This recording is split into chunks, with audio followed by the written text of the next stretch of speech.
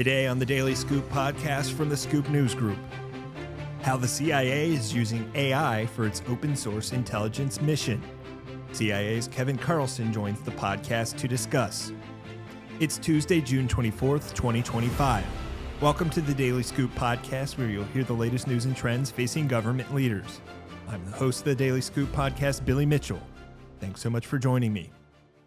Let's dive into the day's top headlines. U.S. Cyber Command played a role in American military's operation against Iranian nuclear facilities over the weekend, according to top Pentagon officials. General Dan Caine, chairman of the Joint Chiefs of Staff, told reporters in a briefing at the Pentagon Sunday morning that, quote, the strike package was supported by U.S. Strategic Command, U.S. Transportation Command, U.S. Cyber Command, U.S. Space Command, U.S. Space Force, and U.S. European Command, later thanking the cyber operators, among others, who made the mission possible. However, no further details about Cybercom's efforts were disclosed. The command referred DefenseScoop to the Pentagon for comment, where a spokesperson said they had nothing further to provide at this time beyond the transcript from Sunday's press conference. Although details about Cybercom's assistance for Operation Midnight Hammer, the codename for the strikes, remain murky, experts, most of whom spoke to DefenseScoop on condition of anonymity, outlined a number of possibilities for how the organization may have contributed to the effort. Outside experts noted that there probably aren't any U.S. military ops nowadays, regardless of how rudimentary, where a cyber component isn't involved. Moreover, others pointed out that with such a high-profile operation, many Defense Department components will want involvement in order to prove their value. A former military cyber official noted that a sophisticated operation like Midnight Hammer points to the maturation of Cybercom, which was created just 15 years ago and is now a fully integrated mechanism supporting air superiority and global transportation. The larger operation involved 7 B-2 Spirit stealth bombers that dropped 14 massive ordnance penetrators, 30,000-pound so-called bunker-busting bombs, as well as Tomahawk missiles launched from a submarine, and 125 aircraft that included refuelers and fight jets, some of which were used as decoys to draw Iranian air defenses away from the B-2s. Sources noted that this would probably be a broad effort from Cybercom across several of its elements, spanning the defensive side, offensive side through teams that support combatant commands, and possibly its elite cyber national mission force that protects the nation from nation-state cyber activity. In other news, as the Army seeks to continue its transformation effort to become more efficient, the department's chief information officer is looking to streamline systems and processes. And no longer will "that's the way it's always been done" be an acceptable justification for maintaining the status quo. There have been directives from top levels of Army leadership to cut down on business systems and automate capabilities where possible. CIO Leonel Garcia said last week at an industry event that there's a big push right now from the Secretary and the Chief of Staff to question, quote, do we need all these systems? Why do we have them? Calling some of it really old. Unveiled at the end of April, the Army Transformation Initiative is a top-down effort to improve how the service operates by shrinking headquarters elements, becoming leaner, slashing programs that aren't efficient, and changing how money is spent. The goal ultimately is to cut obsolete programs and systems that don't contribute to success on the modern battlefield. Lieutenant General Carl Gingrich, Deputy Chief of Staff and G8, said, quote, the Army is trying to change as fast as we are seeing the operational environment change as well as the technological environment change. Army Transformation Initiative is actually our response to that and how we can go about doing that. Secretary Dan Driscoll and Chief of Staff General Randy George have both asserted that the Army wants to buy commercial where possible and try to get out of the paradigm of developing long-yielding programs of record, all in an effort to speed capability to field. For more news at the intersection of the federal government and technology, make sure to visit fedscoop.com. The CIA, like other agencies in the intelligence community, is exploring how AI can boost its mission in both the human and open source intelligence domains. As head of the open source enterprise for the CIA's Directorate of Digital Innovation, Kevin Carlson is helping usher in AI for the OSINT mission set. During a recent interview on the sidelines of the Special Competitive Studies Project's AI Expo, Carlson shared the potential for AI in open source intelligence, how the CIA is looking to operationalize AI, the impact of the technology on the CIA workforce, and much more. Without further ado, let's dive into that interview with CIA's Kevin Carlson. Welcome, I'm Billy Mitchell at the AI Expo. I'm here with Kevin Carlson of the CIA's Directorate of Digital Innovation. Sorry, I said that backwards. That's okay. Thanks so much for being here. You obviously you're the executive director, I believe, Correct. for Open Source Enterprise. So you focus on OSINT. And you just got off stage and you were a panel with some great other panelists, but would love to hear the download, what you guys talked about. It seemed like you were going to talk about one thing and then it went a little bit in a different direction, but give me the sort of synopsis of that conversation. Sure. Yeah. There was a lot of interest on the part of the audience, so we got a lot of audience questions. And so I think that kind of took us off our original script a little bit, but that was also great because, ultimately it's really about, covering those topics that are of interest to the attendees here today. I mean, that's the most important thing, is to be able to tell them what it is that they are interested in understanding. In terms of the topics, we spent a lot of time on, both the challenges, but also the opportunities in OSINT going forward. We spent a lot of time talking about the use of AI, not only by us, but also by our adversaries, and what that means for the future of OSINT. And I guess, to take a step back for the audience, when we talk about OSINT, open source intelligence, we're talking about publicly available information and commercially available information. So just kind of wanted to level set that. But it was a great panel, a lot of back and forth, and it was good. It was fun. So I'd love to pull on the thread of, you were explaining kind of what OSINT is, and obviously it's a big thing for CIA and all of the intelligence community.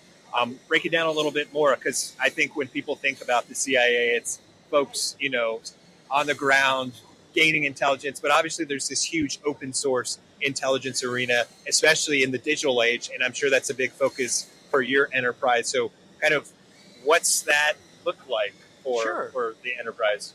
So what a lot of people maybe don't understand is the director of CIA, Director Ratcliffe, is responsible for two INTs. He's responsible for human as well as OSINT.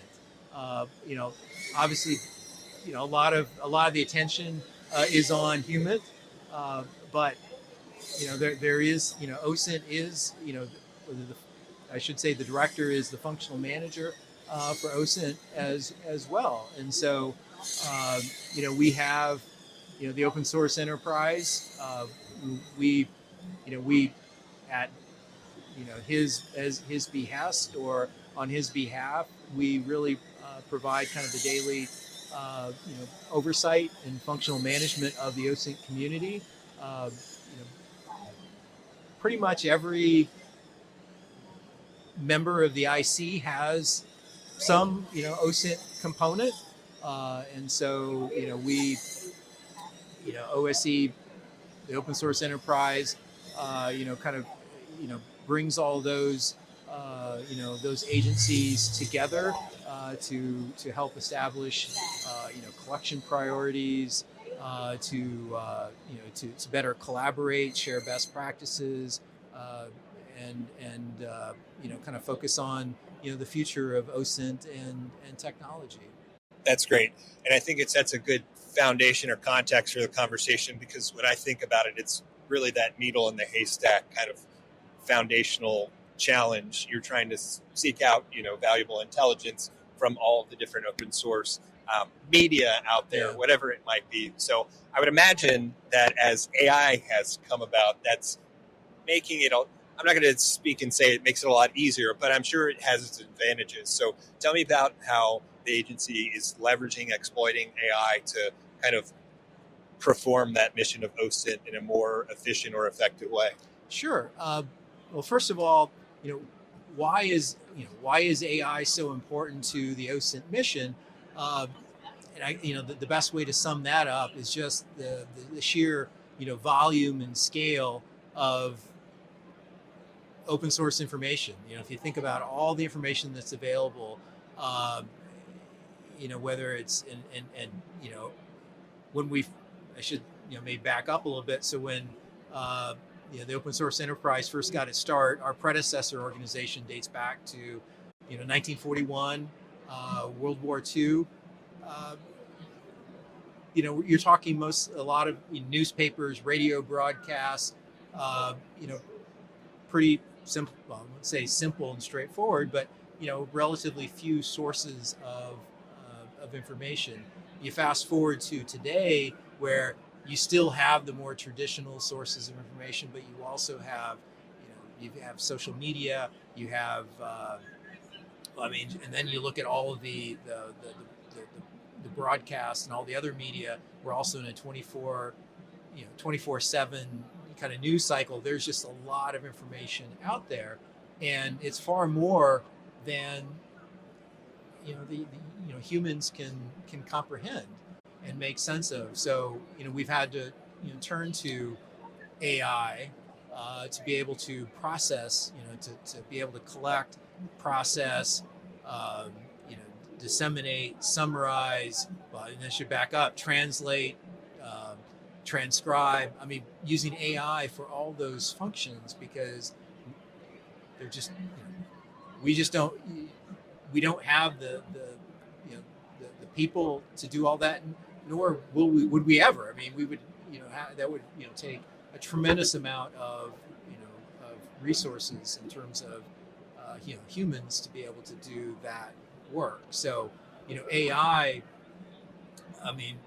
So just to give you, to kind of go touch a little bit on what I just mentioned. It starts out. We collect information now because we're focused on foreign media. A lot of that media is not translated. So oftentimes then the first thing you have to do is translate that. So we use AI to be able to translate, and we're talking, lots of different languages, being able to translate that into English. And then you've got to be able to process and tag all that information. And then, we're using AI, and this is the most recent example of how we're leveraging generative AI, is summarizing all that information, because there's with that scale, if you're completely reliant on people, and again, we're not trying to replace people, we're trying to make people more effective or enable them to apply their skills in the most critical areas. With all that information, then the question becomes, well, what do you exploit? What do you disseminate? And if you don't do it at scale, if you're not able to exploit everything, then there's the chance you're going to miss something. Sure. Potential leads to intelligence failure. So we've kind of, in some cases, we're using AI, kind of throughout the whole cycle from beginning to end, where it's disseminated, summarized and disseminated with minimal human intervention. Now, we don't do that for everything, and we're not trying to replace people in the process, but it's trying to automate a lot of those repetitive tasks, or to at the least be able to exploit that information, put it out there, and let intelligence analysts and others have access to that information and help them make sense of it. Yeah, and I love the point. It makes the job of the intelligence analysts, or other agents, whoever it may be, it makes their lives easier, I'm sure, and gives them the ability to be more effective at their role. So what does that look like? How are they able to? What do they spend their time more on? I guess now that they can offset some of that heavy, burdensome work of the actual OSINT and collection and dissemination. So, at least what I'd like to think, where they're spending their money and or their time, and I should say that I spent the bulk of my career in the director of analysis, doing analysis, managing analysis. I think our goal in all of this is to, if it's about summarizing information, if it's trying to pull together, and it's really kind of helping analysts and other end users triage what's the most important information. And if we're able to provide a summary of thousands of documents or thousands of posts or whatever media you're talking about, and summarize that and get them to a point where at least then they can look at that and say, okay, do I agree with it? Yeah. What are the maybe what are the trends? What are some of the key concepts in this? It's really kind of helping speed up a lot of those kind of that the research and the synthesis of the information that you need to do an analysis before you get to the point of actually being able to do the analysis. And where I think we want people, by leveraging AI and by automating a lot of that, the hope is that then folks will be able to spend more time thinking about problems, thinking about what this means for U.S. national security, thinking about the implications, the kind of the higher order of I guess higher order tasks, for lack of a better concept. That's kind of how we, that's why we're doing that. Now I'm a recovering analyst, so I've been away from that for a few years, so I'm not going to say that's how they're doing it, but that's why we're doing it. That's why you're to doing make it easier and to help them make sense of more information more quickly. It sounds like a very meaningful application of the technology. One final thought as we close out, or question, I guess I should rephrase.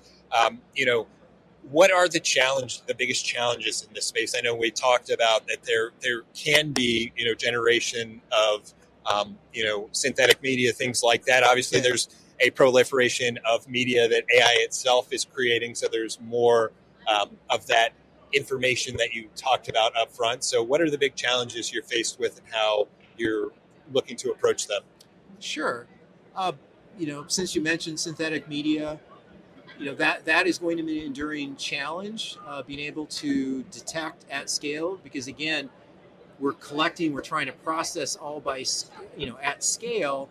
And so, the challenge is, do we have the capabilities to be able to detect synthetic media at scale and to identify that for the end consumer, that, not saying that we detect it and then eliminate that from the collection or get rid of that information, because it all has value, but being able to be able to identify it and tag it so that the end user knows what they're potentially dealing with and they can make a decision about its relevance.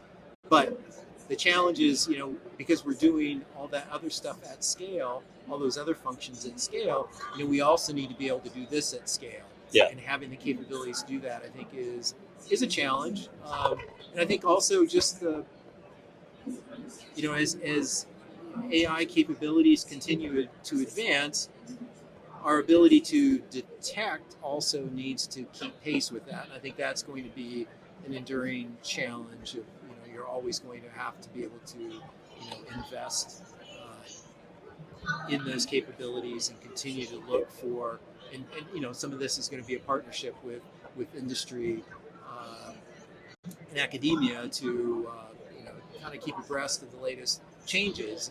And you can't really let your guard down. Yeah. I think that's just, that's the nature of the game when it comes to OSINT. It's just, it's fundamentally it's a scale issue. Yeah. Well, it's a really exciting space, and I'm sure there will be a lot to come out of it, but thank you for your service. Thank you for your time today. Oh, my pleasure. Definitely look forward to what's next with the the Directorate of Digital Innovation. I keep getting it backwards, and open source information intelligence there. Mr. Carlson, thanks so much for your time. Oh, my pleasure. It was great chatting with you, Billy. Absolutely. For more news at the intersection of the federal government and technology, make sure to visit fedscoop.com. Thanks so much for tuning in to another episode of the Daily Scoop podcast, available on all podcast platforms. If you've already rated the podcast on your platform of choice, thanks so much. High ratings and good reviews of the show help more people to find it. The Daily Scoop podcast is a production of the Scoop News Group in Washington, D.C.